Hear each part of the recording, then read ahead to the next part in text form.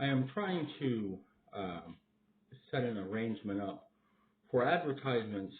during the 2024 Olympics in Paris and the 2026 Olympics in Italy. And what I would like to do is feature a letter that I have from Private Roy Smith to my grandfather, James Donaldson, also referred to as Jack, who's a descendant of Andrew Jackson through Emily and Rachel Donaldson of the Hermitage House in Tennessee. The advertisement would be one where I read the soldier's letter, which is an amazing piece of history, and also give some insight to the meaning of the Statue of Liberty, a gift given to us in response to our efforts to be independent from the parliamentary style governments as we left the continent of Europe and set sail through Christopher Columbus, the Nina, Pinta, and Santa Maria, and change the world by creating a capitalistic society that was based on principles of the Constitution and the Bill of Rights, empowering all people to independently live and be safe inside the harbors of the United States of America. My campaign would address things like immigration and oppression, things going on in places like Bosnia and also in Latin America to an extent, changing the message from the United States about building walls and focusing more on what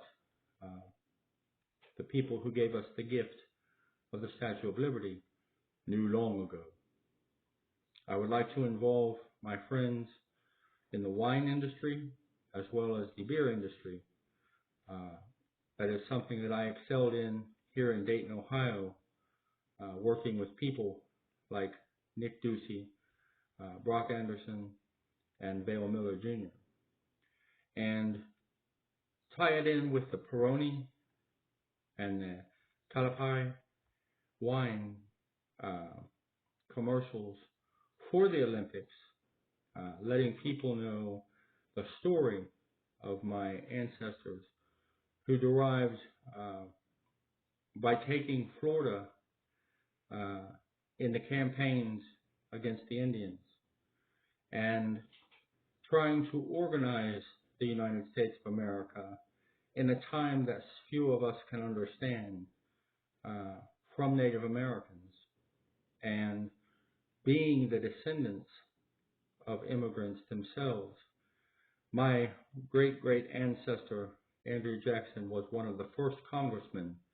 in the state of Florida who went on to become president, all because he was a great war general and a great diplomat and had an iron will which earned him the name Old Hickory. And there's a story about a king in England having someone come here who he put on trial in Tallahassee, I believe, and broke from the war to go back to the courts to make sure that things were handled properly as they judged the crimes against the king's right-hand man. And when they dismissed the case, General Jackson dismissed the judge and walked him out and shot him. And that was the will he had to bring independence and exploration and a new vision for America to the United States. It's important that we study our history books and understand the war that Private Smith was in when he wrote this, because it was about oppression, ignorance, and walls.